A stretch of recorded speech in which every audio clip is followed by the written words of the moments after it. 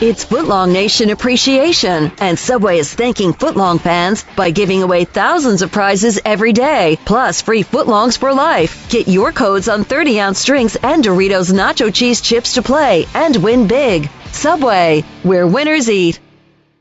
The BS Report is a free-flowing conversation that occasionally touches on mature subjects. First of all, this is the BS Report with Bill Simmons. It might be cool, I don't know. And if it's not, I don't care. The BS Report with Bill Simmons. Bill Simmons works for ESPN. He's also named the sports guy, and he writes a comical sports column. He must be a popular dude. The BS Report. It's got a real dirty sound, like a rusty steak knife cutting through a well-aged steak. Now. Here's Bill Simmons. Welcome to the BS Report, taping this on a Friday morning here in sunny Southern California on the Subway Fresh Take Hotline for the first time in a while from Greatland.com. Author, gentleman, I don't know, music fan. I don't know what else to put in this intro. Chuck Klosterman, what's happening? Nothing. Nothing. Everything and nothing. All right. Linsanity, have you gotten caught up in this? Yes, I have, to a degree. I think everyone has, right? Yes, everyone has. There's several things I wanted to talk to you about this. First of all, I mean, you've been writing a lot about it, so some of your opinions are already out there. I was thinking about this quite a bit. The obvious comparison, the thing that everyone, of course, is making, is with Tebow.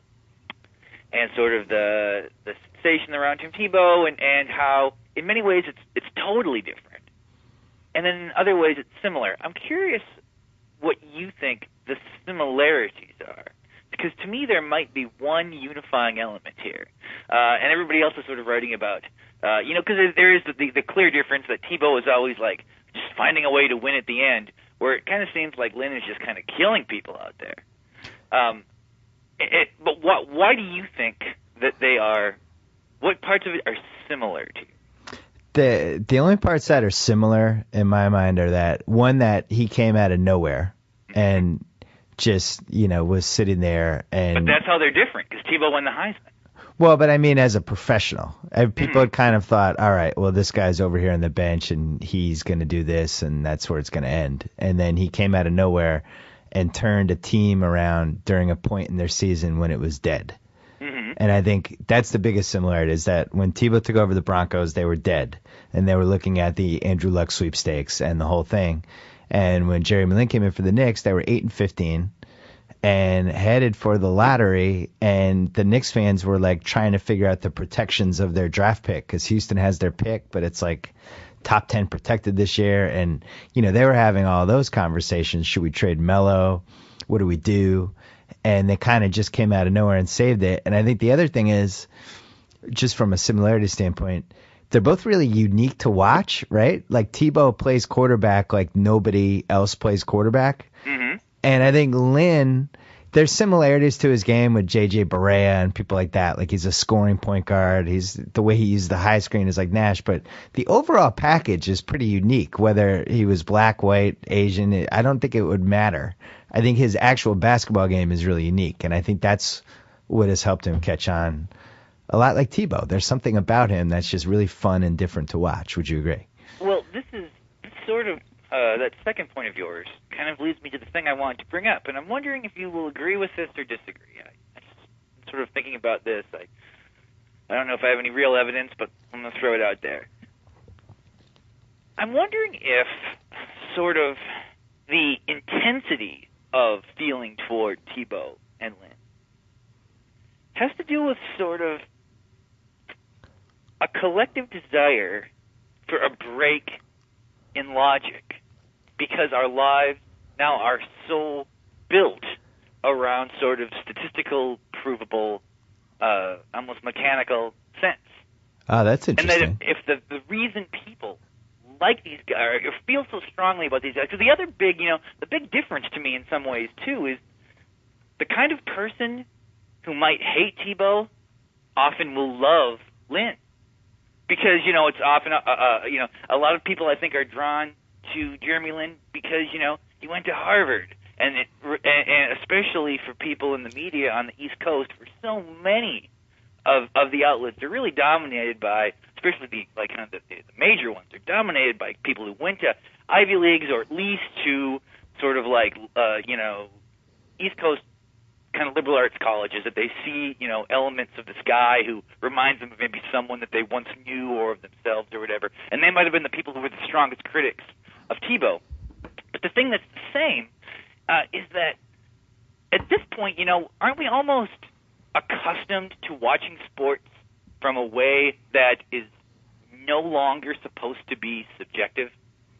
That we're supposed, when you read sports stories, if they don't lean heavily on kind of hard statistics or these kind of quantifiable elements, the speed of the guy in the 40 or how he performed at the combine or whatever, it immediately comes into question. Anybody who supports an athlete basically in the kind of old media way where it's just like, I like this guy has something different, it's just seen as absolutely absurd. Yeah. So now we have these two cases where that is happening, and I'm wondering if in all aspects of society that we are now going to be drawn toward a logical situation. If maybe that's why in politics sometimes people are drawn toward a logical characters, or when they're consuming entertainment, they're drawn to things that are constructed in a way that seems flawed because we've really grown comfortable with the idea that everything is explainable.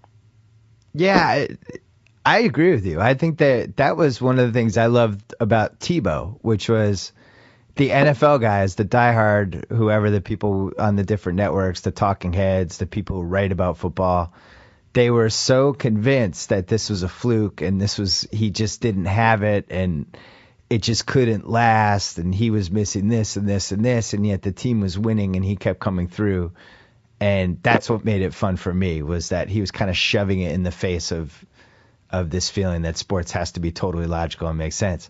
The weird thing about Lin, though, is I feel like it's a different experience because in Lin's case, everybody's agreeing that he's good. And the narrative has become more of, well, why didn't he get a chance sooner than this? Well, what happened? Well, how did so many people mess this up? That seems like that's the narrative for this time around, right? I mean, it is strange because going into the season, if you were to have ranked every player in the league in order of talent, yep, it wouldn't have been outrageous to put him last, right? There could be someone's list where he would have been last or near last, right? He would have been in the 400s. I mean, I didn't know enough about it. I remember when he ended up on Golden State last year. I don't remember at what point in the season. I remember thinking, oh, that's smart. There's huge Asian community in Golden State. They're not a very good team. It'll drum up some interest for them. And never, I have a friend who is friends with him and who always said that if he ever got a chance, he could be a real backup point guard. And it was one of those things like, yeah, all right, whatever. And he certainly, you look at the stats last year, he certainly didn't, make a huge impact on Golden State. But particularly if let's say he's in the 400s 3 weeks ago or 2 weeks ago. Yeah. Okay, now he is in, assuming he would play exactly as he has been for the rest of the year, which is probably not going to happen, but if it did, he would be in the top 25 in the league, right? And I wonder if people see this, and they're like, see, we don't know everything.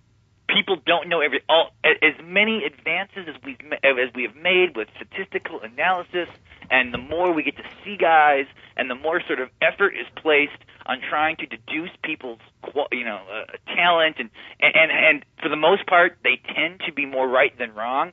Every once in a while, there's just these glaring exceptions, and I wonder now if people are sort of predisposed to just respond to any situation where the overall institution seemed to have been wrong.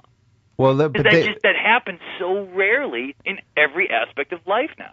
Yeah, I think there's something to that, but I mean, you can make a case. There's 9 different elements going. Like for instance, when Ryan Fitzpatrick started playing well for the Bills, that became like a real story. And it was like, look at this. This guy went to Harvard and now he's a quarterback. And that really became like a legitimate thing that people talked about. So even if Lin wasn't Taiwanese American, I still think it would be a story that the white Harvard point guard was rejuvenated next season. That would have been, he's an underdog. How did he fall through the cracks? Is there an Ivy League bias? All of those things I think would have been stories.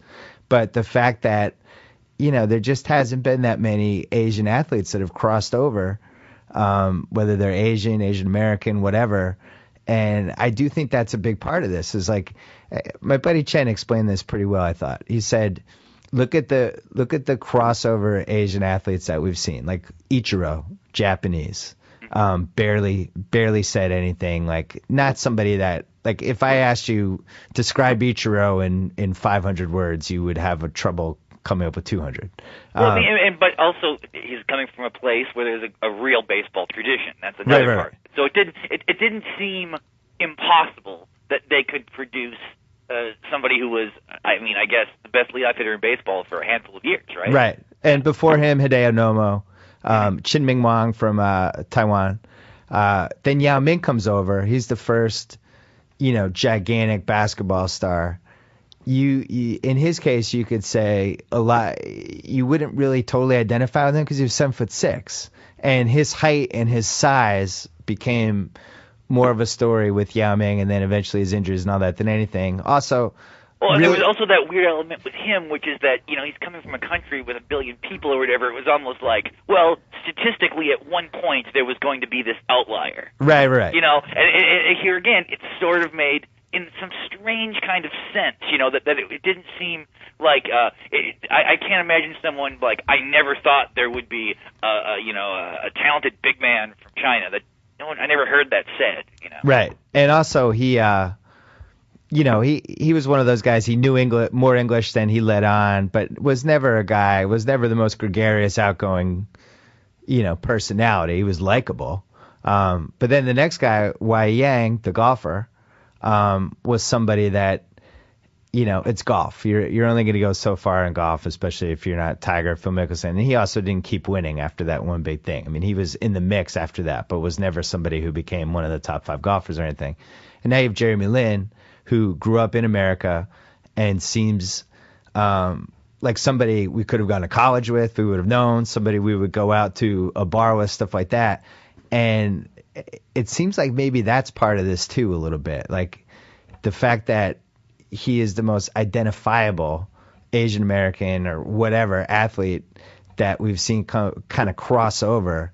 And for that community, I feel like they're even more attached to this story than they maybe were to Yao or Ichiro or any of those other stories, because it's like, this is our guy. I could potentially have been this guy. You know what I mean? Like you identify with him in a different way, and I think that's helped. I mean, there's always that idea of saying like someone is beloved because we can identify with him. But I mean, the fact of the matter is, if people try hard enough, they can identify with whoever they want. They can make the decision that they identify with, Isaiah Ryder or whatever. If they, in their mind, they decide that they're going to find elements in their life that matches his. There's just all these things about it that I think that are part of the reason why, besides just the enthusiasm, it's just very interesting to think about. I mean, he kind of plays this different style of basketball. That I think maybe you talk about people identifying with. I think some people think he's playing, this kind of classic pick and roll style. And I was thinking of, Ricky Rubio, who seemed like he was regressing, in before he came over here, and now even though that they both have a lot of turnovers, they're both really excelling here. Like, you think there's something fundamentally wrong with American basketball, and that maybe we are overlooking sort of how the way the game has changed over time has eroded the way they play to a degree where these guys who bring in these, I know that it's wrong to say Lin is using, he's not a European player, but he's sort of playing this European style.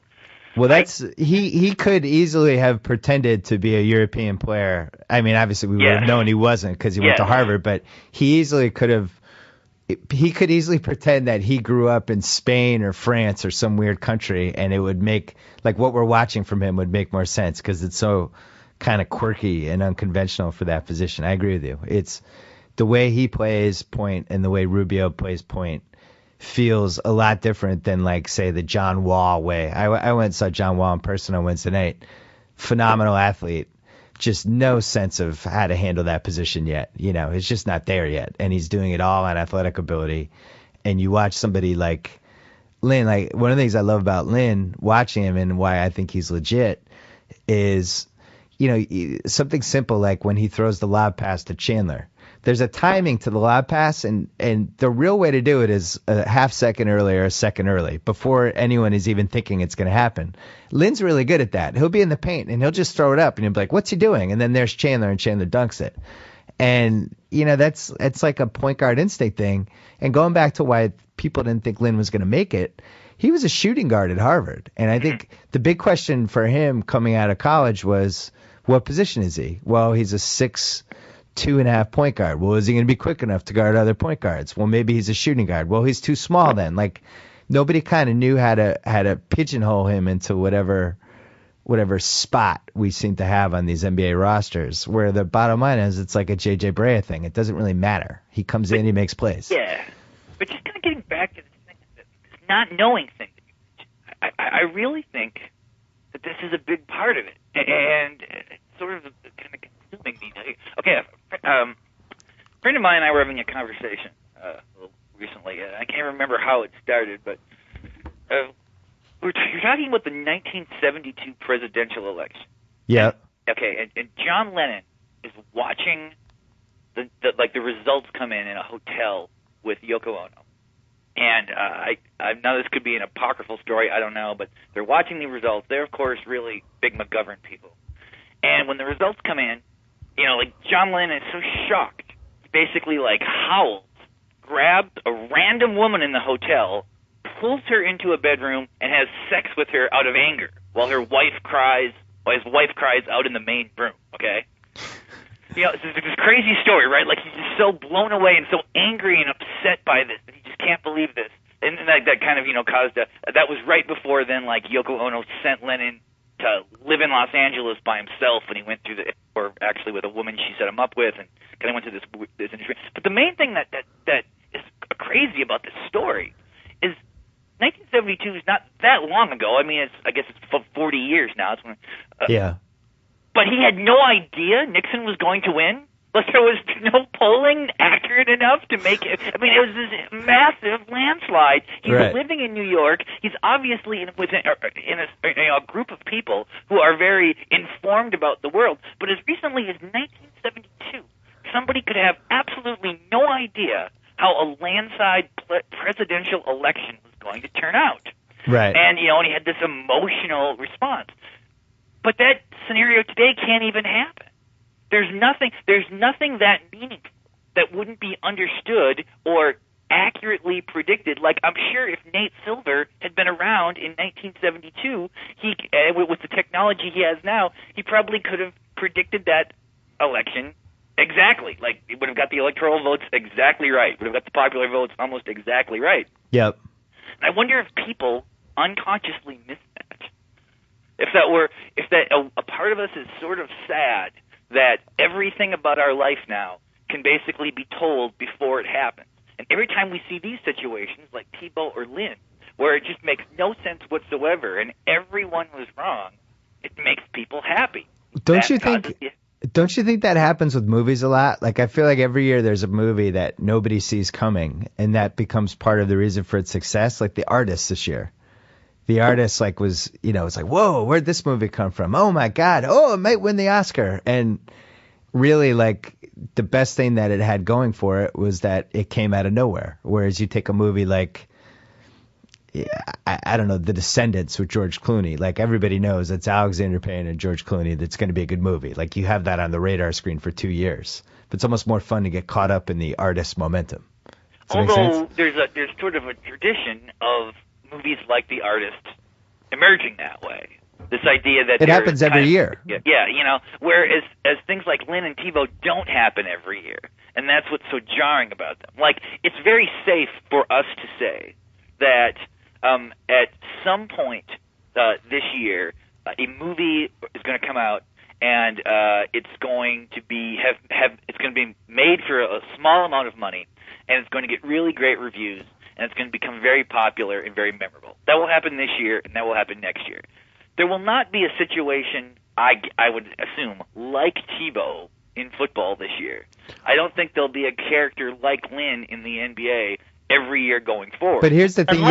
Unless people are so hungry for this that they're simply going to latch on to any scenario where, where somebody seemingly is succeeding against reason. There's two parts here. First, I think it's the Tebow thing is a fluke. Well, I mean, I can't call it a fluke. An aberration. I don't think it happens again. I don't think this Jeremy Lin thing, the way that it happens, is something that is going to happen like 5 years from now or 8 years from now. What's interesting with the movie thing is that, as you said, it does happen every year, but now they consciously try to figure out how to make it happen. Like, for instance, Jason Reitman told me when he did when they were doing the promotion for Young Adult, they had this whole game plan because it could have gone into the Toronto Film Festival in September, and they were kind of studying how the last couple of years had played out, and they realized it made more sense not to do that because you don't want to peak early. You want to sneak up on people. You want to surprise people at the tail end, and that seemed to be the recipe that actually worked. And so they made this conscious effort not to push the movie ahead of when it was coming out, which in the past people always want to get the buzz going, and you put the trailer in the Super Bowl, and you have this ad campaign that starts 4 months early. And now Hollywood is realizing, that's actually not what you want to do. You want to peak in January and February. Well, it's almost like any attempt to decide things like that beforehand dooms you to failure. Yes. Like, I mean, Young Adult's an interesting example. I thought it was great. I mean, I haven't been I didn't like Juno. I wasn't a big fan of like the early Diablo Cody movies. Yeah. And I thought this movie was just awesome. And it was basically sort of the removal of all the things from her previous movies I didn't like as much, with all the stuff that really was great, plus Charlize Theron was great, Patton Oswalt was great. It would have probably made more sense, in retrospect, to just promote that movie as, this is a good movie that's darker than most. Yeah. And I think it would have, because it seemed to have gotten almost no attention. I feel like it's already disappeared. Yeah, I thought she was incredible in it. Like, when I saw an early screening of it, and I came out of it going, wow, she's going to win the Oscar. That's the best Charlize Theron movie that could possibly happen for her. She's everything you would want her to be in that movie. She's crazy, she's hot, she's a really good actress, and she didn't get nominated. Yeah, I mean, it was also an interesting movie that it was actually pro-alcoholism. Not just pro-drinking. It was actually pro-alcoholism, and I was like, this is an amazing movie, like that they've made this choice. But right. It's this idea of trying to sort of, figure out beforehand how these things should work. Like, have you been watching Luck? No, I have 3 of them on my DVR. It seems like a pretty big mental haul. And that's why I've been saving my. Isn't it kind of directed right at you, though? It is. That's why I wanted to, when I watched them, I wanted to really throw myself into it, and I haven't had that. Haven't been ready mentally yet. Well, I'm not going to give anything away, but okay, I watched the whole season. We had a screener of it, right, the whole thing, and I really like it. But it is interesting how it really struck me as one of the first times when somebody went into a project and said, okay, these kind of high-end dramas on HBO, they're awesome if you follow this template. Yep. Opening credits is kind of supposed to be like this. We need this kind of music and these kind of images. We can get big-time actors now from film to come on and be involved with these TV projects. So let's get Nick Nolte and Dustin Hoffman and convince them to do this. You need to have sort of a writer who is unassailable, that is already assumed to be a genius, so they get milked. And it's like, we need a big-time director, so we get Michael Mann. And they've done. We have to have multiple storylines that are only tangentially intertwined, but have the potential to become completely intertwined. And they've done all of these things, and the show is very good, and yet it does seem less organic and natural than the shows that it's trying to replicate, which is like, you know, The Wire and Sopranos and those shows, you know. It really does seem impossible to make something work if you go into it with a defined idea of what the end product is supposed to be. Well, the other problem, you know, it does seem like going with that template you talked about.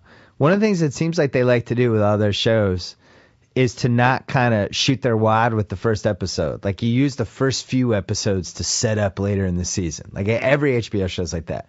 Now, Homeland, which I thought was better than any HBO show that I've seen the last few years, they kind of grabbed you at the pilot. Like, you watch the pilot and you're like, wow, that was awesome. If the pilot was on tonight, I'd probably watch it because I enjoyed it the first time. And then it whet your appetite for the rest of the season. It does seem like HBO's left the door open for Showtime. I feel like Homeland's better than any HBO show. I also don't like Boardwalk Empire. A lot of people do. I don't know where you stand on that. I watched the whole first season of that, and I only watched the second season sort of hither and yon kind of. It's another example of a show that I do know is good, and yet I am less involved with it than I guess I don't know why. I mean, I can't even really give a cogent criticism of why I lost interest, but somehow I did. It wasn't that fun to watch. Yeah, I don't think Luck. I started watching for 10 minutes, and Luck was like beautifully shot and all that stuff, but it wasn't that much fun to watch. And it was like I felt like it was going to be a chore to watch it, which is why I was saving them for the right time. But I think that's something that HBO's kind of lost these last few years. Like, they don't.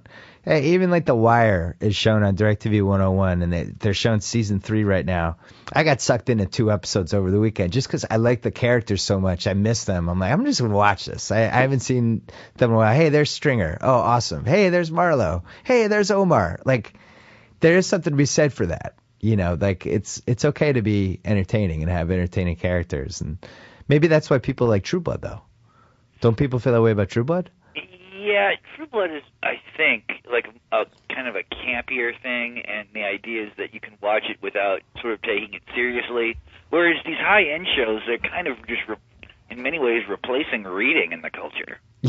They're like yeah, for people who, because you know, and it would have been absolutely insane. I think we've talked about this on other podcasts. Like, there is I'm sure we have, in fact, but there's like an essay that Joyce Carol Oates wrote for TV Guide in the 80s, I think it was. Yeah. Where she talked about how she kind of blew her mind that her and her friends were really into Hill Street Blues, and they actually cared about Hill Street Blues, and they were taking it seriously. You know, it's odd because now anybody who follows TV takes it seriously. It's almost weird if you don't. People will get mad at you if you want to talk about a show and you haven't seen every episode because they don't feel they can have a conversation then, because they will give something away. Right. And I mean, that's just been a total change. So now I think the kind of person who would have read novels in their free time in like 1978, that kind of person now is really into these intense, you know, serialized, sort of heavy HBO high-end television. And I mean, you see, there's something that's happening. Like, people aren't buying books the way they used to. They certainly don't talk about books in the culture the way they used to. They've had to replace it with something, and I think this was it. And you know, what's interesting is because you'd never criticize you'd never criticize a novel, or you'd be a bad critic if you did, by saying like the first 40 pages are just set up.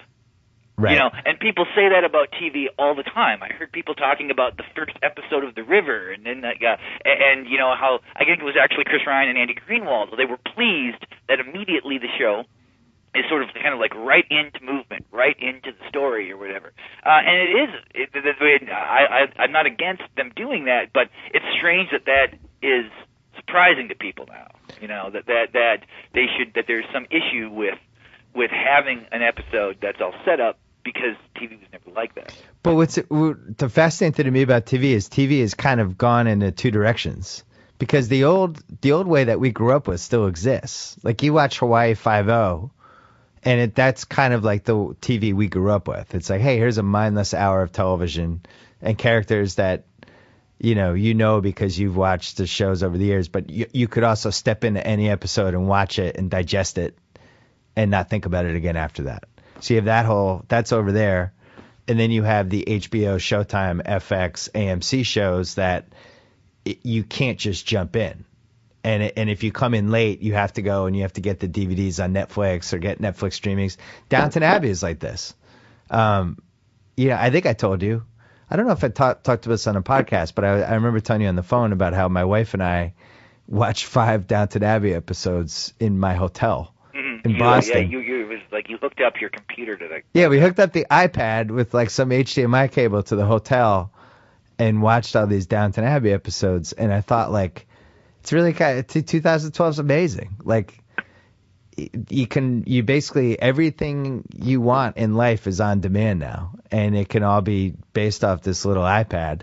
Whether you want to read a book, whether you want to watch any of these shows. I mean, you could download the first season of Luck and catch up on that, but it seems like it's just much easier to throw yourself into an entire season of something now. But you still have that other option of, TV's on and I'm bored. I'm going to see what's on whatever channel. I don't think it's fair, though, that they need to really reconfigure the Emmys. It bothers me that like a show like Boardwalk Empire would compete against CSI and NCIS. Like, those shows have nothing in common. Boardwalk Empire could spend, $80 million on a season and can get any actor they want, and Hawaii Five-O's got to crank out 22 episodes. Like, there's no correlation to those two shows.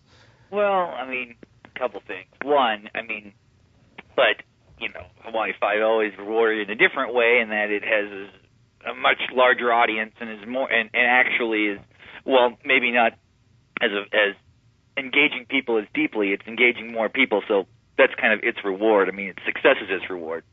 Well, but what about the good? Well, hold on though. What about The Good Wife though? Like, that's a show that critics really like and respect, and they're putting out, I think, 22 a year, and Boardwalk Empire puts out maybe 10, and they get more money to spend and everything. Like, it just seems like there's a higher degree of difficulty to making The Good Wife good than an HBO show where they say money's no object. Go get whoever you want. Yeah, but also the bar is much different. If an episode of Boardwalk Empire came across like one of those procedural shows, like The Good Wife or whatever, it would be torn apart. Nobody would take it seriously. Look at what happened to The Killing. I mean, like the Killing was just absolutely hammered because it the season sort of ended as badly as a traditional TV show would. But it was just sort of like it's on AMC, so that means it's going to be like Mad Men or Breaking Bad, and the expectation is totally different. I do think the degree of difficulty to make, I don't know. I mean, I suppose the hardest thing is just to make a show that a lot of people like, regardless of whatever the aesthetic merits. I don't know. It's an interesting question. I guess I don't care about the Emmys. Why do you care about the Emmys? Well, no, it's more of like, I'm just talking about the degree of difficulty of stuff, because to me, like, I think those shows are miniseries. Remember Rich Man, Poor Man when we were growing up, or like Roots? Yeah. Those were miniseries back then, but they're basically the exact same thing as these shows we see now. Like, the first season of Breaking Bad was 7 episodes. How is that a television show? That's a miniseries. That's 7 episodes that are strung together. So this is a little bit like how for the Rock and Roll Hall of Fame you need to have guitars. For television shows you need to have 20 episodes. You have these weird things. I just think cable should have a different category. I think the cable shows should all compete against each other, and network shows should compete against each other. And you're just in general a big award show guy though. Like, you like the Grammys and stuff, right? No, I find it. I hate the Grammys. Now. This is one thing that just is mystifying. I don't think I've ever watched the Grammys. I can't. I was trying to think if there would ever been a time in my life when I did. I've never watched one in its entirety, totally. But then, I go on Twitter and so many people are involved with the Grammys. It's really weird to me. But here's what we're missing, Chuck. And we have this in sports, and in pop culture, we've kind of failed. There's no way to really measure what happened in a year in an effective way, and I think the Oscars maybe comes the closest, because we can look at the Oscars and go, oh yeah, that was the year that I don't know, Saving Private Ryan won. Yeah, that was the Saving Private Ryan year or whatever. The Grammys can tap into that sometimes. Like 2011 was definitely Adele's year. Like I think if you look back at their year musically, you're going to think of her first because what was she, number one for 27 straight weeks or something. And that album sold like gangbusters. She had a great voice. She was the first female traditional type of pop singer that people had gotten excited about in a while. And in this case, the Grammys kind of captured that. There's been most of the time the Grammys doesn't capture that. Like, you just look at like who's nominated every year for best rock. It's always like bands that have passed their peak, 7-8 years ago and things like that. It's weird to me that we haven't been able to do a better job of capturing, so that like 20 years from now you look back and you go, what happened in 2011? Oh, I'll look at the awards. Like that's not going to help you because we don't have an effective system. That's why I think awards matter. Yes, I mean, so you're saying, whereas in, say, the NBA or whatever, I could go back to and look at the statistics and the All-Pro team from 1964 and get a pretty accurate snapshot of what the league was like. Yeah, you look at the MVP votes, you look at the All-NBA team, you look at the playoffs, you look at the scoring, rebounding, assist leaders. Like you could basically, you have enough information that you could break down exactly what happened and who mattered. And in movies, we probably have come up with. You're talking about movies versus TV versus music. I think movies have the Oscars as people kind of take that the most seriously. Oh, definitely. I don't think anyone takes the Grammys seriously, and the Emmys, whatever. Like The Wire I don't think The Wire even got nominated for Best Series. Like it does seem like that's been pretty out of whack the last 10, 12 years. Thrown on top of the fact that the cable versus basic cable. It's almost like in soccer, how, in English soccer, how there's like the 4 or 5 teams that can spend so much money and they win every year. And then there are the other teams that can spend, much less money and they're just trying to compete. Television's a little bit like that. The difference is that CBS, makes a crap load of money with what they're doing. So as you said, it's hard to feel sorry for some of the networks, but I do think it's much harder to make a network show that succeeds. Like even the show Smash, who I haven't seen, but to have a show that critics like but is also watched by a lot of people seems like the hardest thing to do.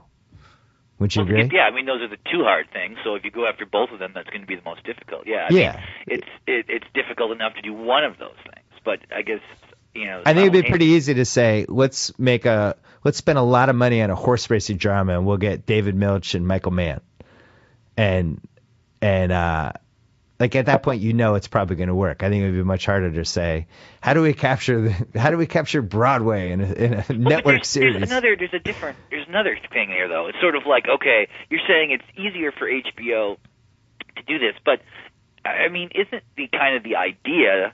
This is what I assume in a larger sense is the idea. It's like, okay, somebody like David Milch is a different kind of talent. That it's not just that he is kind of on the high end of these writers. Maybe he is kind of a singular talent like this. Yeah. So to really let someone like that do what they do to the peak of their potential, it has to be in this other setting where they have. They only have to do 9 episodes or 8 episodes or whatever. They get better actors. They get more money. They get, all the stuff because in order for him to sort of succeed in the way his talent warrants, it can't be that he's doing The Good Wife.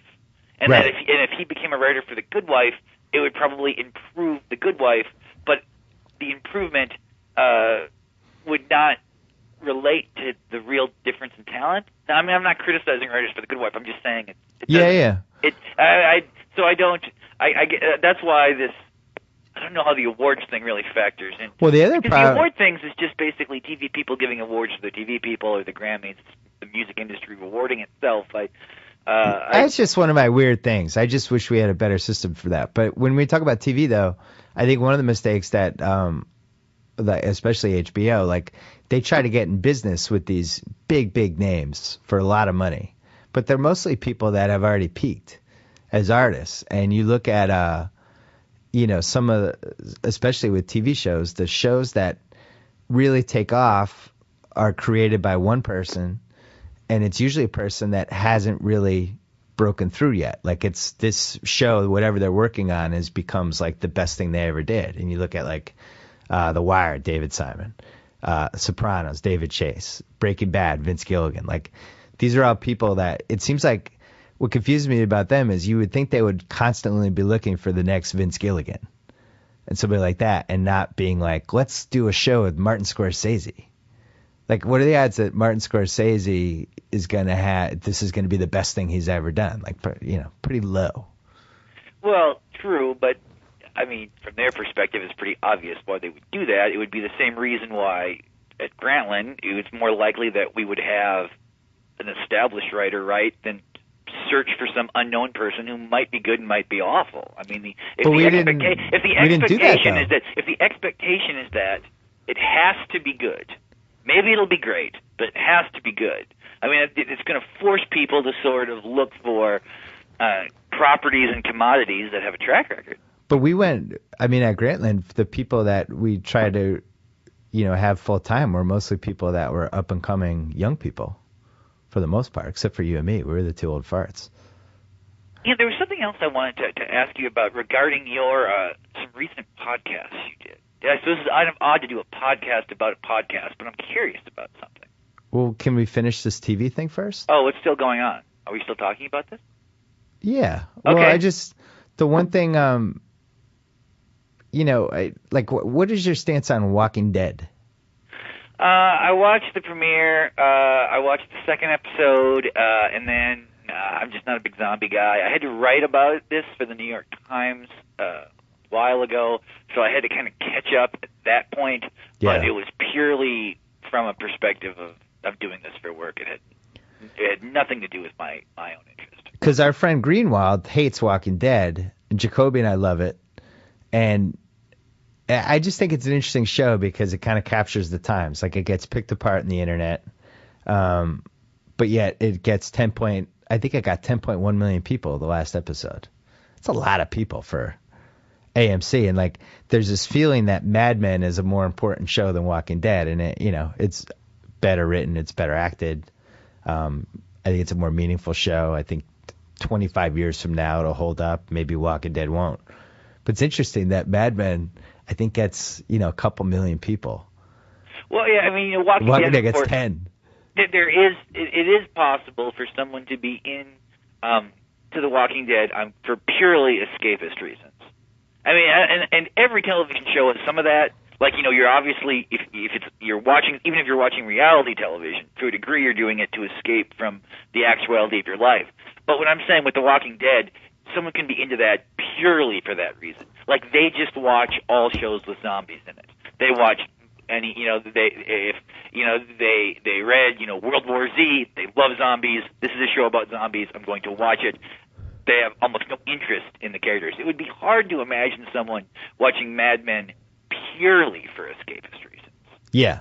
Like I don't even know. It would unless the only way it could be is if somebody had actually lived in New York and worked in advertising during that time period, and they just want to imagine themselves as those people. But so that cuts off a huge chunk of the potential audience. But it does seem like they're not totally looking for the escapism shows as much as they should be. Like you look at the Showtime lineup and you look at the HBO lineup and even FX and AMC, there are all these like niche shows with kind of follow the same recipe to some degree. We used to talk about Entourage though before that show went away, and you were saying like you loved Entourage because you thought it was the greatest travel. Would you say the greatest travel show ever? It seemed like a show. Like it was interesting to imagine the show if it was actually being produced by like the Los Angeles Chamber of Commerce. And they were like, we're going to show this show for people to interest them in moving to L.A., but you know what? We also need to have characters, so let's just have, let's have an actor and, like, his sycophantic friend and, like, his manager and his dumb brother and an agent, and let's show what the city looks like and what kind of cars they drive and what kind of music we're playing. Like, I kind of watched it in reverse. Yeah. I wish there were more shows like that, though. Like, I was never, at following the second season, I was probably disappointed in every single Entourage I watched. But at the same time, like, I knew it was a half hour where I could just turn my brain off. I could make jokes during it. It kept my attention for whatever reason. I don't know why. I kind of enjoyed it as a half hour. Like, I guess that's the same reason I watch some of these crappy reality shows. Like The Challenge, for instance. Bill, do you feel as though, in general, let me pose it as a question like this. Okay. Would you prefer that your life involved more escapism or less? Would you like to escape from your real life more than you do, or would you rather be more engaged with your real life than you presently are? That question is too. So that was like the first episode of Luck of questions. You're making my brain work too hard. Well, I think you would know the answer to it. Well, I know that why I gravitate toward most of the TV I watch is just because, well, I watch mostly sports, but when I watch TV, it seems like I do gravitate toward these shows where I could just kind of turn my brain off and make jokes and not. Well, okay, do you classify sports as escapist? I would say no, just because. Noam Chomsky would say yes. He would say that's the only reason sports exist, basically, in our culture, to remove people from thinking about the reality of the world. Well, when I watch sports, though, my brain is always moving, and I'm always thinking of, like, big picture stuff and column angles and all kinds of stuff. So for you, it's not escapist. Actually, you know what? You know what's escapism for me is hockey. Because hockey is the one sport that, and I've been watching a lot of hockey this year for whatever reason. And hockey is just simple to me. Like, I'm not pretending to understand hockey. I don't write about hockey because I'm not sophisticated enough about it. I don't totally understand what goes on in hockey, and I don't understand why the guys need a rest after 2 minutes. And it seems like they're running plays, but I could never diagram those plays for you. But they just skate around, and it's exciting, and they hit each other, and there's an intensity to it that is missing in other sports. And I like that they settle feuds on the ice. I went to a Kings game last night. There were 4 fights in the first period, and it all started because somebody hit somebody, and it was a borderline cheap hit, and the guy got hurt. Next face-off, another guy on the other team fought that guy, and it was like, you realize we have to fight now because you just did that hit. And then the rest of the period, they fought the whole period, and I don't know. That to me is escapism. Let's say I could inject you with a drug that would make you an expert in hockey immediately.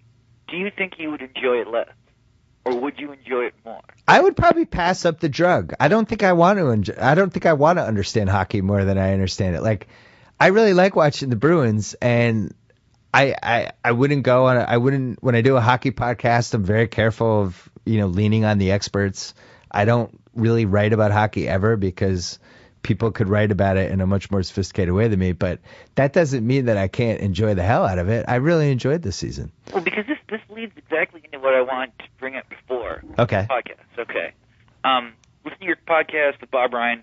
Yep. Your podcast with Larry Bird. Okay. Okay. So we kind of have 3 levels of people here. We have you, we have Bob Ryan, we have Bird. You love the Celtics. Grew up watching them, followed them very closely. Probably watch how many games the Celtics played this year? They played like 30. 30, and how many have you watched? I mean, I've at least watched the fourth quarters in all of them. Okay, so you've watched some of every game, but you're at a distance. You're across the country, but you're from Boston. You probably know some people kind of on the periphery of the organization, but you're kind of watching it from your perspective where your insight and your understanding of it is almost just sort of from what you see. Okay. Then we have Bob Ryan. Okay. He is closer. He's talking to the players. He's talking to the coaches. He has sources for the Celtics going back a long way. He's watched basketball for longer. Okay. He's kind of, but at the same time, he's also being affected by what those people tell him. Yep. His beliefs are really built around what his sources say, and for the most part, he probably accepts some of their takes as gospel just because he trusts them, even though that person might feasibly be wrong. Okay? Let me interrupt you for 1 second, though, because I think this was the case for Bob in the 70s and 80s, but I think the last 10, 15 years, I think he's been writing about all the sports. I don't think he's as immersed in the NBA scene as he was. Okay, so who's the beat writer for the Globe? Well, why don't we use let's use Mark Stein as an example, because that's somebody who goes to every Mavericks game, who has a million sources, who's talking to people constantly, who's completely immersed in everything NBA. Okay, and then you have Bird.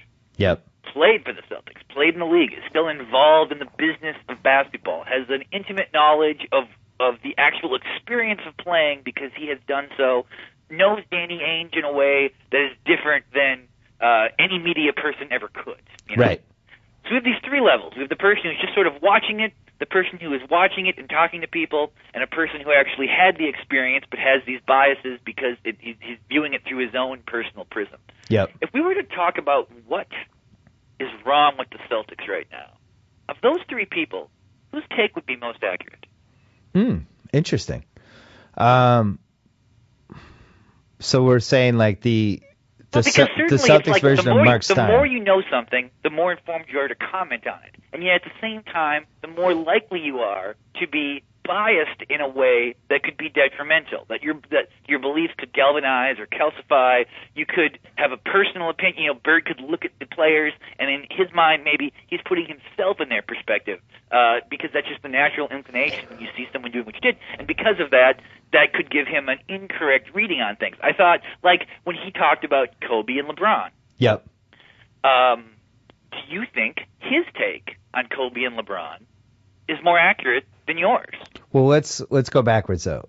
I would say I would have the worst take on the Celtics only because I've only seen them once in person, and I think, for instance, like when I was living in Boston in the late '90s and the early 2000s, and I was going to pretty much every Celtic game, or at least like 75% of them, I felt like I knew that team inside and out, and I also wasn't biased with the opinions of the coach or people in the front office or stuff like that. Like, I would have put my opinions on that 5 or 6 year stretch of teams against anybody. And the fact because that you would say the most important quality in understanding a basketball team, for example, is live observation. Yeah, I would say live, and then also like mixing it in with watching stuff on, watching the replay on tape, stuff like that. But I think basketball out of all the sports, you pick up the most stuff live. And even like hockey, I'm sure there are people out there who could sit in the right seat for a hockey game and pick out different things. But basketball is the only sport that, if you see enough games and you know what to look for, you can really get a feel for a team. Like even, I think I've been to like 11 or 12 Clipper games now, and I have a feel for that team. I have a better feel for the Clippers than I do for the Celtics. It's not like I like them more. It's just that I've been going to the games, and now I know, like, I can tell by the body language, by the way the guys interact, by the plays they run. I can tell who messed up a play. I can tell who's dogging it. I can tell who's mad because X happened. Like, you're going to pick it up better. I think when it gets dangerous, and this is something that happened in the mid 2000s with Doc Rivers. And, I still stand by a lot of the stuff I wrote. I think Doc has now become one of the best coaches in the league. But watching those games in 05, 06, 07, what I was reading with the coverage of Doc and what people were saying was colored by the fact that people liked him and that he was a great interviewer. When you talk about Doc Rivers, are you basically saying you were just wrong? Or you No. were right at the time with the information you had? I stand by everything I wrote. I think he did a lousy job coaching those teams. I think he got better. I think it's like anything else. You do something for long enough, you learn from your mistakes. I think you get better at it. Hadn't he been coach of the year prior to that, though, with another team? He was coach of the year in Orlando. And so you're then, saying he was coach of the year, and then he was bad, and then he got better? I think he struggled with the roster that he had, and I think he succeeds with a certain type of roster. He seems to succeed with veterans, with teams that can handle their own business a little bit on the court. I think he has some real strengths. He has some weaknesses, but he's addressed a lot of them. He was in a great situation in 07, 08. I've talked about this before. I feel like you are very tough on coaches in a way that I often disagree with. I know, I probably am. Because I think that you overemphasize in-game coaching decisions, which is really only 10 or 20% of the job. Well, here the big thing with Doc, and the reason why I was so down on him, was he was doing things that NBA coaches from a success standpoint don't normally do. Like, he would play 11 players constantly. And you just look at any successful team. They never play 11 players. They play 9 or maybe 10. Well, they never do they never succeed until they do, though. I mean, that's. But if you're trying something different, it can't be that you're going to penalize a guy for trying something different if you're going to penalize a different guy for being uncreative. You know what I'm saying? But that's basketball, though. That you can't play 11 guys. It's never worked. Just the way the sport works and the amount of minutes people need and the kind of rotation you need to succeed and how many minutes each person should play. So rule, you'd say that rule is hard. I would say that's a hard rule, yeah. I think 9 guys are the number of guys. 8 or 9. You could win with 8. I think it's 8 or 9, and that's it. And it's just the way the league works. And you need guys coming off the bench who are comfortable with coming off the bench. Like, I really feel like, James Harden emerged last year with Oklahoma City. Mm-hmm. And I think the reason he emerged was because they traded Jeff Green, and I haven't seen the minutes. I know he's playing. I know it's not significant. Although, when Jeff Green was there, Harden seemed better. I just think it opened the door for him to get more meaningful minutes and to play a little bit more and in his head to know he was playing more. You're seeing it now at the Clippers with Mo Williams. He's a guy that needs to play a certain amount of minutes or he just is not effective. But with Doc Rivers, couldn't the argument be made that he just needed good players? You could. And as soon as he had good players, they were extremely successful. But I think the 05 Celtics team was pretty good, and that team lost to a Pacers team in round 1 that was coming off the Artest melee, and I forget the exact number, but I think that out of the 11 best players in that series, the Celtics probably had 9 of them. So, Doc did not have a great run there in Boston, and he turned it around with the 08 team. I think he's one of the best coaches now. I don't know, I think you look at if you ask Browns coaches Browns fans what they feel about Bill Belichick, mm-hmm. they would say he's terrible as a coach because he didn't succeed when he was there. And the fact remains, Doc came very close to getting fired that year of the Odin Durant thing, and I think they would have fired him except for the part that they didn't want to pay him and they were going to tank the season anyway. But he was going to get fired there. Would that have been a mistake? It probably would have. I mean, they just gave him a $30 million contract. It would have been a mistake. The whole coaching thing is really interesting to me, and I didn't even really talk about it that much in my book because there's so few coaches that you could point to that had, an undeniable impact. And you look at the league now, and I don't even know if we could come up with 5 coaches that everybody, like if you ask 50 people in the NBA who are the 5 best coaches, I think the list would be different for a lot of people now because we've lost some guys. Well, also this truncated season is so strange. It's very clear these teams aren't practicing at all. No, you're like that Knicks Lakers game when I was watching it, I did find myself wondering I wonder if this is what it was like to have watched the ABA. Right. Because you have Lin, who's this weird, odd player who's playing in this odd style, seems to be dominating. Kobe, on a couple occasions, would get rebounds, just dribble down and shoot, which you just do not see happen. He did that many times. Right. He threw an incredible pass. He threw a pass to himself off the backboard and threw it to a guy in the wing. Did you watch this game? I did. I mean, yeah. That was the best play I've seen this year, I think. And as I was watching it happen, I was like, that was a strange choice he made, though. That couldn't have been the most reasonable choice on that possession. It does seem like the games, while entertaining, the level of play has been pretty awful. I think Mike scores. Mike D'Antoni is an awesome. I think he's a much better topic for the conversation than Doc because Mike D'Antoni comes to the Suns. He gets Nash. They do this 7 seconds or less offense. They really had bad breaks there. You could argue that if they had caught a couple breaks or an injury that didn't happen here or whatever, that they may have either played in the finals or won the title. Well, I feel like 1 year they got beat by San Antonio. And that was the Nash 3 by Duncan. I was in Germany at the time. Yep. And I really think that if Duncan misses that shot, the Suns probably win the title. Or they make the finals at least, or say that was when they had Shaq that year. That was a good Suns team. All those Suns teams were good. So he goes to the Knicks, and he's terrible the entire time, and he doesn't have the right roster, and it's a classic case of a coach who can only coach one type of style, can't adapt at all, and if he doesn't have the right people, he's just useless, which is what we saw the last couple of years.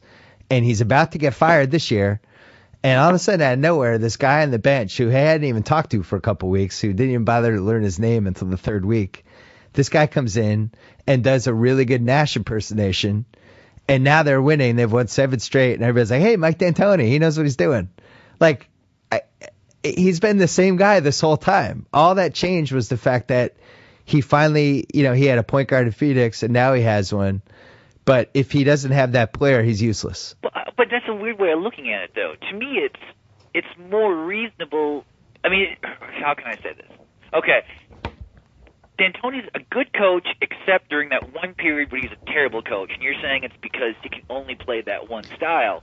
But, I mean, a coach is built around his philosophy. I mean, if you take, if you give Woody Hayes, a team, if you would have given him like a team from BYU or whatever, and then be like, well, Woody Hayes is a bad coach. He can only win when he, runs the ball up the gut and plays this kind. Well, I mean, that's what his coaching is. That's what it seems to me like. D'Antoni was in a situation where he could not get his team to agree with what he wanted to do. When he finally got a guy who was like, I play this style, he's a good coach again. Well, there's 3 types of coaches. The first type is the coach that is just a caretaker, basically. Is somebody that he's competent enough to make sure everybody gets there on time. He's competent enough to know, all right, guys, run this offense, but he's nothing special, and there's a dime a dozen.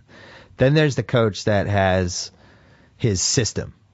And it's like, if we run this system and you give me the right players, we're going to make some magic happen here. Well, and I think there's coaches like Pat Riley who can basically decide from what talent he has to create a system around. Those are the coaches that matter, in my opinion. And I think even like underrated John Fox in Denver.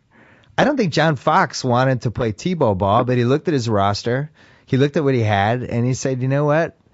Let's try this. If it doesn't work, we'll tank the season. And if it does work, maybe we'll have something. And he rebuilt his entire offense during that season around what Tebow could do. I thought that was pretty great. It was, and it was also a strange situation where, I don't know, community pressure played a bigger role than you normally see. True. Where that Fox was in a position where he was like, I got to play this guy, if for no other reason, to have him fail, so that they will end this idea that somehow he's going to save us. And then if he fails, then they'll turn on him the way sports fans always do, and we can just give up and move on. And now I'm happy about this, but he's kind of stuck with him now. Well, I think this is why I love Belichick, just as a Patriot fan, because I always feel like that this guy's going to try anything.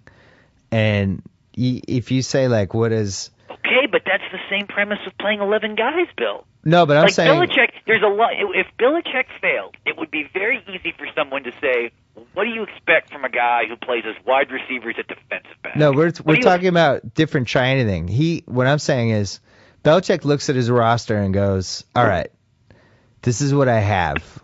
I have to figure out how to make this work. Whereas a lot of like Steve Spurrier, if he had a roster and it didn't fit exactly what he could do, he wouldn't know what to do. Belichick just looks at it and goes, well, I guess I got to do this. I guess I got to scrap the 4-3 and play this way instead. Or I guess I got to play 6 defensive backs because... Yeah, and his success with Castle that year kind of validated. Yeah, Belichick always rolls with the punches. Anybody in Cleveland who was like, Belichick can only succeed if his team is awesome. I really think that the fact that they were a very competitive team, having lost their best player, I mean, that's, Well, here's a good example of a really bad coaching job. So Terry Porter takes over from Mike D'Antoni and decides that Phoenix is going to be this power low-post offense and that they're not going to run, and he's not really going to use Nash, and Nash is just basically going to be a guy who dumps it into Shaq. Mm-hmm. He gets fired in like 45 games. Like to me, that's just somebody being a dope. Just somebody who's looking at their personnel and going, this is stupid. You know more about the inside of this stuff than I do, but to me, though, I thought that was an extension of sort of Phoenix organization collectively deciding, do we want to be a team that is exciting and wins a bunch of games and cannot win a title, or do we want to somehow make the... It was like, when I did that story on the triangle and in talking to Jackson, Phil Jackson's thing is still like, you've got to have someone who scores in the post. And the direction that most basketball teams are going is wrong, and that's the reason Dallas won last year is because they have a guy they can throw to who can with his back to the basket and make a 9-foot shot every time. And I wonder if in Phoenix it was just sort of like, we can keep doing this and we'll always be good, but we'll never win a title. We had our shot that one year we talked about, and it's not going to work. But you could have had it both ways. I mean, you could have kept the ball in Nash's hands, dumped it into Shaq. Like the year before, their offense was really good, and as you said, like Duncan made that crazy three, but I thought that was a really good Suns team. They just kind of lost a sense of what their identity was, and if you're a coach, you got to look at your roster and say, what do I have, and how do I make this work? When you talk about trying stuff, like there's degrees of trying stuff. Like there was a Clipper game recently where Vinny Del Negro was just missing very basic things in the last 2 minutes. Like for instance, if you have, I think it was like 30 seconds left, Blake's at the line and he shooting 2 free throws, and the other team is going to call timeout after the second free throw because it's clear that that's what always happens in the NBA. And Blake's not a great free throw shooter, and he's got Mo Williams as one of the 2 rebounders. And like any smart coach would just go offense, defense, put Reggie Evans in case Blake misses it. You get a better chance. If they get the rebound, they're going to call timeout anyway. And he left Mo Williams in there, and they did miss the free throw. But that's what I mean. Like if you're missing basic stuff like that, that makes me not trust you. Well, I know, but I guess to me that's an example of what I say is that you're overemphasizing these specific game decisions when a coach's most important work is at practice, and in the analysis. I would agree with that. And I think that it's always You can't miss basic stuff though. I mean, if you're missing basic stuff, that makes me not trust you. Or if, like, for instance, another thing Vinny does, which is really weird, he'll play Blake for the entire third quarter, and then the first 2 minutes of the fourth quarter, like the first minute, and then he'll take him out, and then he'll bring Blake in like 2 minutes later. But like, no other coach in the league uses that substitution pattern. Usually they take them out because there's a timeout at the 3-minute mark, the end of the quarter, and then at the 10-minute mark of the fourth quarter, and people usually try to get rest for their players in that little window where there are the 3 timeouts. And Vinny ignores that and uses a whole different substitution pattern. And Blake is like routinely wiped out in the fourth quarter. Like he's out of energy because he's played too many minutes in a row. But I mean, it's just stuff that if you're going to think outside the box, like don't like take the box and actually break it and then think outside the box, I guess would be my point. You don't agree? Well, I mean, I don't know. My natural reaction now when I see stuff like that is to conclude that there might be something that I don't know that's going on here. See, Vin is an innovator with minutes. What? You think he's an innovator with? Well, no. It's just sort of like maybe he had to come out for some reason unrelated to the rotation.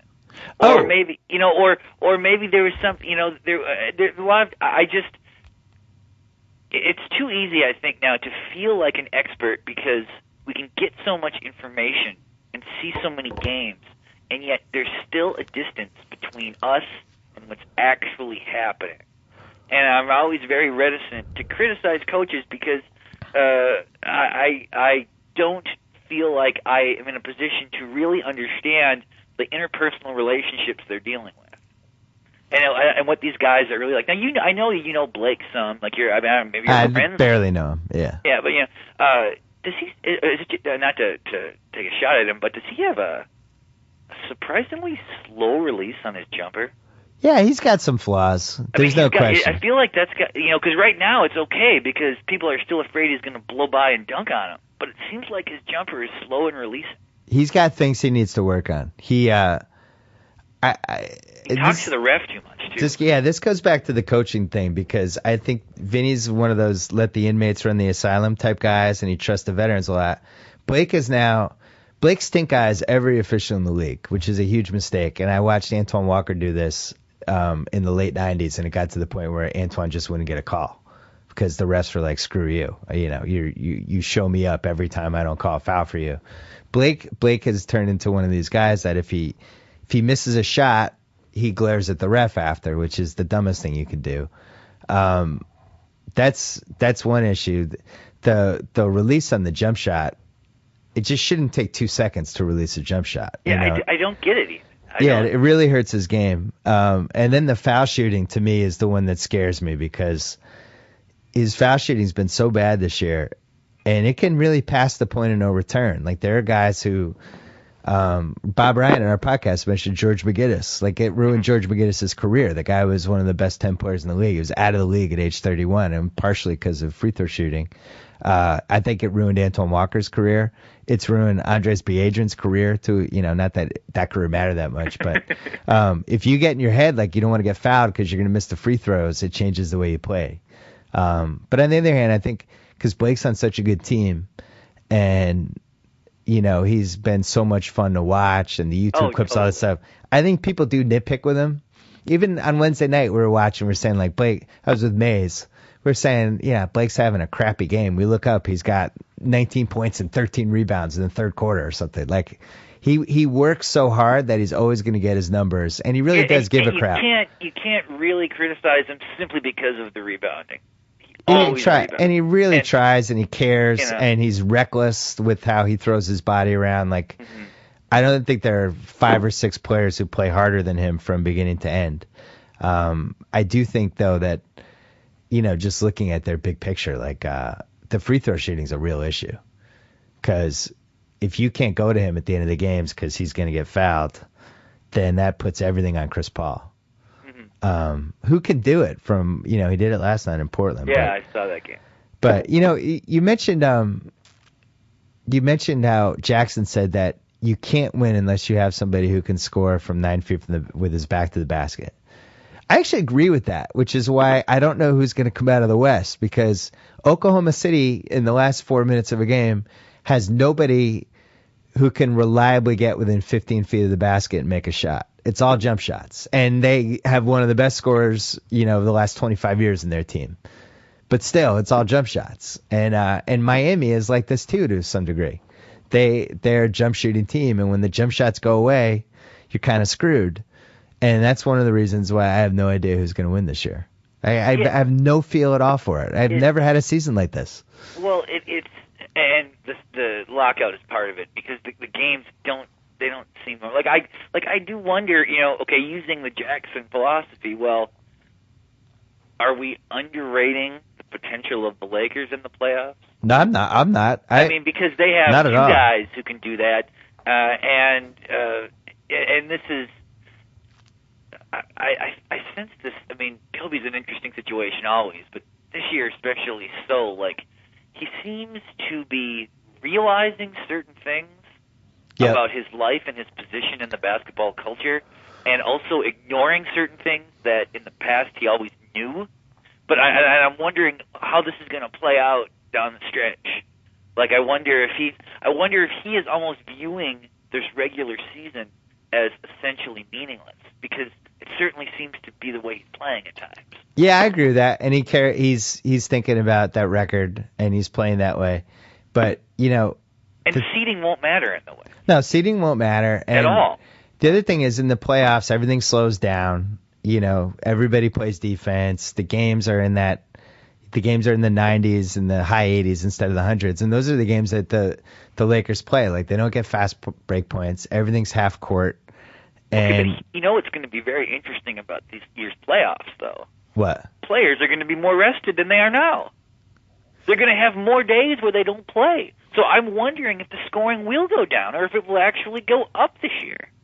It's possible. Because I think that I saw somewhere that the Heat won 4 road games in a row or something, and it never happened somehow. They won they played 4 games on 4 consecutive days and won all of them or whatever. Right. But it's not really a reflection of the team. I mean, they're very good, but it's more a reflection they're playing against teams who are as tired at home as they are on the road. The problem, though, is that because this season is so brutal, I think there's going to be so many nagging injuries. It's going to be like, on paper, they're going to have more rest in the playoffs, but their bodies are going to be so banged up at that point that I don't know if it's going to matter. And that's the thing, like we talk about the Lakers. Like, if I know for a fact that those 3 guys are going to be healthy for that 8-week stretch, I would be very afraid of them. But it's really hard for me to believe that they're going to keep those 3 guys healthy with the burden that they have. But if everybody's beat up and everybody's tired, then the advantage goes back to Kobe. You He's would he's the most talented guy in a situation where everyone is dying. Well, but he's not though, because I would argue the advantage will go to Dallas then, who's quietly 19-11 right now. But Dirk proved last year that he's better than Kobe in a big spot. Yep, that and ultimately that might be the team who ends up coming out again somehow. Wouldn't that be crazy? They're dumping salary this year. And Dallas is funny because they really think they have a chance at Darren Williams and Dwight Howard together. But to make that happen, they need to trade Shawn Marion. And Shawn Marion's playing great. And Cuban is now tweeting like Shawn Marion things at his Twitter account, like another great night of defense by Shawn Marion, all D 2012, like stuff like that. And he's clearly doing it because they would love nothing more than to trade Shawn Marion. They would trade him right now if you made him an offer, as long as they got an expired contract back. So Dallas is doing this simultaneous carve-out cap for 2012, but also competing for the title thing, which is, if they pull it off, I think it'll be legendary. Like, if they trade Shawn Marion, they could get Dirk Nowitzki, Darren Williams, and Dwight Howard in the same team next year pretty easily, which is nuts. That would be crazy. And if I had to bet my life on a West team, I think I would pick them right now, just with the roster they have. So I don't know. So they're trying to pull off a whole bunch of stuff. I think the Clips, I just feel like there's too many guys who haven't been in that spot before for them to imagine them winning 4 straight rounds. And Oklahoma City seems to me one guy short. Well, that was like in the Ryan podcast. He pretty much said like no shot for them. I thought he went a little far with that. Yeah, he probably did. He values like having the old guys around, and we saw that last year in the finals. You know, Kidd made big plays, Terry made big plays, Shawn Marion made big plays. Like there's something to be said. You know, the other thing, we got to wrap this up, but the other thing we didn't talk about was how great of a season LeBron James is having. And everybody's just kind of doesn't. I guess he's just never going to get credit anymore. Well, I mean, it is interesting. I mean, let's say Lin keeps playing great. He consistently has 20 and 12 games for much of this season, and the Knicks end up being the 3 seed in the East. How much emphasis is there going to be on Lin for MVP? He won't get emphasis. I don't see that. In New York, he would clearly be the most valuable player in terms of how valuable he is. I'm not saying I would vote for this guy. I'm saying, though, that the Knicks were going no place. He starts playing. They keep winning. He's playing very well. He's the vortex of that team. There's not a lot of people who are like, well, we got to reward LeBron. I mean, I feel like this could be a real interesting MVP race if Lin plays great the whole rest of the year. I mean, now that's speculating on a lot of stuff, but that year that Chamberlain averaged 50 points a game, he didn't win the MVP. True. Not impossible that a guy having an insane statistical year. It wouldn't be Lin that won it though. Well, you're forgetting the part that after the All-Star break, the Knicks schedule becomes. The Knicks have the hardest schedule in the league after the All-Star break. Well, absolutely. This is, but we're talking about a hypothetical. But I mean, they'd have to go what if they succeed with this schedule, Bill? I'm saying, what if this happens? Okay, so they were 8-15. I would say for him to have an MVP chance, if he continued to play as well as he's been playing, they would have to go 47-6, like some crazy record with him for that to be a discussion. 45-8. I don't know considering the location of that franchise, if they're the third seed in the East, I guarantee you this is going to be the thing everyone is talking about down the stretch. The guy that, in my opinion, the guy who's going to become the sentimental media favorite will be Chris Paul. Oh, no way, Bill. There's no way. You can't make an argument that Paul warrants it over LeBron. You can make a weird, flawed argument that Lin would in this situation. No, but what if the Clips end up being the 1 seed in the West and they go 49-17, something like that. Well, people are like, oh, look Chris Paul, he's single-handedly saved the Clippers, and because of him, Kenyon Martin signed there. Then he's an all-star in the eyes of most people. In reality, he's the best player on that team. I think the perception is that he's the second guy on the team. Certainly the second. Only the second. As a season ticket holder, I can vouch he's the best guy in the team. And it's actually kind of, I don't like that Blake Griffin is introduced last because it's Chris Paul's team. Blake Griffin's on it. Well, I mean, sure. But what I'm not saying whether or not this is warranted. I'm just saying that's the way it's perceived, you know. And I don't think that I see him as an all-star, but I don't. I'd be really shocked because MVP. Do you want to know the MVP odds right now? I could tell you off the top of my head because I looked yesterday. I have no idea what they are. LeBron is minus 150, so you'd have to bet $150 on him to win a 100, and that's moved. He was plus 250 like 3 weeks ago, and that's moved down to minus 150. Kobe is plus, I think, 250. I think Durant is plus 250, and then Chris Paul is plus 450. Those are the top 4 MVP odds. And Durant, you know, if Oklahoma City ends up going, you know, being a 1 seed and going 54-12 or some record like that, I think Durant would be pretty heavily in the mix. Well, I mean, because it's called MVP, it adds this weird element of you can make an argument that supports somebody who's not the best player. Because if it was the most outstanding player, there is no question. For me, it's like, and I think LeBron's the most valuable too. Like I just think this has been his most amazing year because he's actually having his best year with this insane schedule and with the way he plays and stuff. Like I just can't believe that he can just churn this out every night. Well, but there again, I don't know if I know what you're saying. That definitely like makes sense superficially, but I wonder if you have such a physical advantage and everyone is feeling sort of aware of this, then that actually moves a guy like him in the opposite direction. So you think his physical advantage becomes bigger? There are some situations where guys just do not have, they're tired, and if they're just a fraction slow, they can't get in front of him, and he can just go to the basket.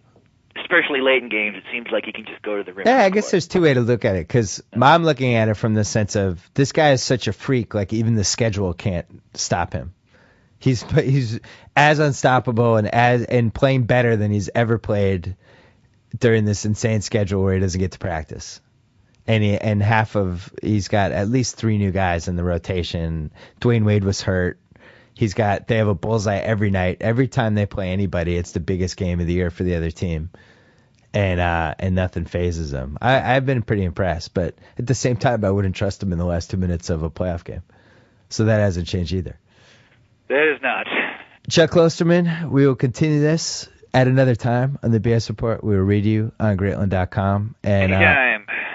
We will watch you drive the Jeremy Lin MVP bandwagon, which I can't believe you just tried to build. I'm just telling you, people are going to say it if it keeps happening. All right. Well, you heard it here. We'll talk to you soon. So I get to sign off. Whoa! Thank you for downloading the BS Report with Bill Simmons. Too much fun. Check out more podcasts at the iTunes Music Store or at Pod Center at ESPNRadio.com. Peace out. Unfortunately, that's it for Bill today, and football's regular season is over. But don't worry, there's still plenty to celebrate, because Subway Footlong Nation Appreciation is on. To thank you for making footlongs famous, Subway's giving away thousands of prizes every day, including free footlongs for life. Head to Subway and grab a 30-ounce drink or Doritos Nacho Cheese Chips for game codes. Then, visit Subway.com online or on your mobile device to enter your code for a chance to win big. We're giving away a prize a minute, so hurry in. Subway, where winners eat.